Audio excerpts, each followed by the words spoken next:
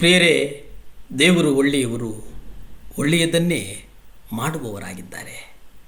ಫಿಲಿಪ್ಪಿ 1ನೇ ಅಧ್ಯಾಯ 2ರಲ್ಲಿ ನಾವು ನೋಡ್ತೇವೆ, ನಿರುತ್ಸಾಹಗೊಳ್ಳಬೇಡಿರಿ.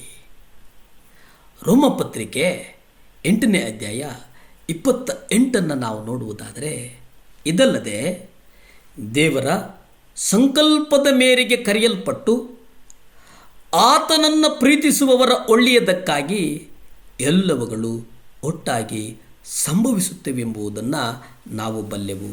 ಪ್ರಿಯರೇ, ಅನೇಕ ಸಂದರ್ಭಗಳಲ್ಲಿ ನಮಗೆ ಆರೋಗ್ಯ ಕೈಕೊಟ್ಟಾಗ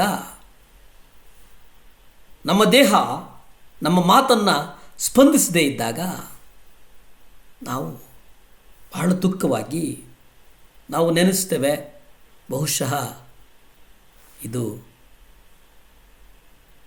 ನಮ್ಮಿಂದ ಸಾಧ್ಯವಾಯ್ತೇನೋ, ನಮಗೆ ಆರೋಗ್ಯ ಸರಿ ಹೋಗಲ್ವೇನೋ, ನಾವು ಹೀಗೆ ಇರ್ತೇವೇನೋ ಅಂತೇಳಿ ಆ ಕ್ಷಣದಲ್ಲಿ ನಮಗೆ ಇದು ದೇವರ ಸಂಕಲ್ಪದ ಮೇರೆಗೆ ಕರೆಯಲ್ಪಟ್ಟು ಅನ್ನುವಂಥದ್ದನ್ನು ನಾವು ಗ್ರಹಿಸುವುದಿಲ್ಲ.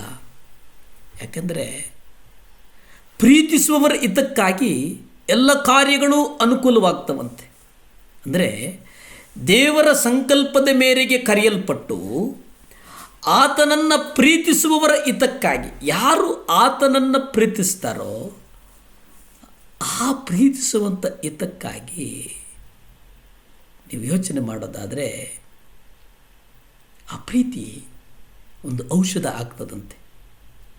ಕೀರ್ತನೆಗಳು 37ನೇ ಅಧ್ಯಾಯ 23ರಲ್ಲಿ ನೀವು ನೋಡಿ, ದೇವರಿಗೆ ಕೃತಜ್ಞತೆ ಉಳ್ಳವರಾಗಿರಿ ಎಂಬುದಾಗಿ.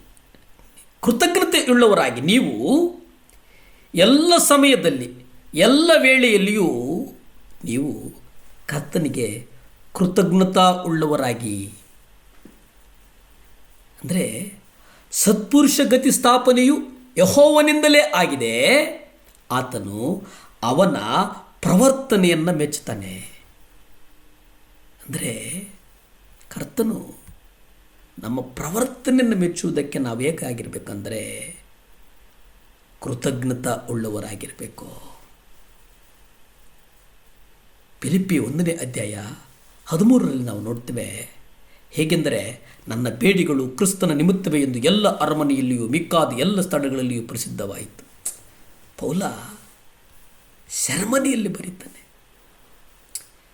ಆ ಸೆರೆಮನೆ ವಾಸ ಒಳ್ಳೆಯದಾಯಿತು ಅಂತಾನೆ ಪೌಲ. ಎಷ್ಟು ಒಳ್ಳೆಯದಾಯಿತು ಅಂತಾನಂದರೆ ಅದು ಪೌಲನ ಬೇಡಿಗಳ ನಿಮಿತ್ತ, ಕ್ರಿಸ್ತನ ನಿಮಿತ್ತ ಅನೇಕರಿಗೆ ಪತ್ರವನ್ನು ಬರೆಯುವುದಕ್ಕೆ ಸಾಧ್ಯ ಆಯಿತು ಎಂಬುದನ್ನು ಬಹಳ ನಿಶ್ಚಳವಾಗಿ ಆತ ಬರೆದುಕೊಳ್ಳುತ್ತಾರೆ. ಪೌಲ ಫಿಲಿಪ್ಪಿ ನೋಡಿ, ನೀವು ನಮ್ಮ ದೇವರು ಕೇಡಿನಿಂದ ಒಳ್ಳೆಯದನ್ನು ತರುವಾತನಂತೆ. ಯೇಸು ಸ್ವಾಮಿ ಕೇಡಿನಿಂದ ಕೆಟ್ಟದ್ದು ಆಗ್ತದೆ ಅನ್ನುವ ಕಡೆಯಿಂದ ನಮ್ಮನ್ನು ಒಳ್ಳೆಯ ಕಡೆಗೆ ನಡೆಸುವಾತನು. ಒಳ್ಳೆಯ ಕಡೆಗೆ, ಘನವಾದ ಕಡೆಗೆ. ಎಷ್ಟು ಅದ್ಭುತ ಅಂದರೆ ನೀವು ನೋಡಿ, ಕರ್ತನು ಭರವಸೆಯನ್ನು ಕೊಡುವವನಾಗಿದ್ದಾನೆ. ಕರ್ತನು ನಿಮ್ಮನ್ನು ಉನ್ನತಕ್ಕೆ ನಡೆಸುವವನಾಗಿದ್ದಾನೆ. ಪೌಲನ ಜೀವಿತವನ್ನು ನಾವು ನೋಡುವುದಾದರೆ, ಪೌಲ ಬಹುಶಃ ಪೌಲನ ಜೀವಿತದಲ್ಲಿ ನಾವು ಗಮನಿಸುವುದಾದರೆ ಆತ ಸೆರೆಮನೆಯಲ್ಲಿ ನಿರುತ್ಸಾಹದಿಂದ ಇರಲಿಲ್ಲ. ಒಂದು ವೇಳೆ ಆತ ನಿರುತ್ಸಾಹದಿಂದ ಇದ್ದಿದ್ದರೆ ಇಷ್ಟೊಂದು 13 ಪತ್ರಿಕೆಗಳನ್ನು ಆತ ಬರೀತಾ ಇರಲಿಲ್ಲ. ಆತ ಪ್ರೀತಿಸಿದ ಸುವಾರ್ತೆಯನ್ನು ಹೇಗೆ ತಲುಪದೇ ಇರುವಂಥ ಸ್ಥಳಗಳಿಗೆ ತಲುಪಿಸಬೇಕು ಅನ್ನುವಂಥ ಒಂದು ಭಾರ ಕರ್ತನಲ್ಲಿ, ಆತನ ಹೃದಯದಲ್ಲಿ ಕರ್ತನು ಕ್ರಿಯೆ ಮಾಡಿದ. ಆ ಕಾರಣಕ್ಕೆ ಪೌಲ ಅತ್ಯುತ್ತಮವಾದಂಥ ಪತ್ರಗಳನ್ನು ಬರೆದ.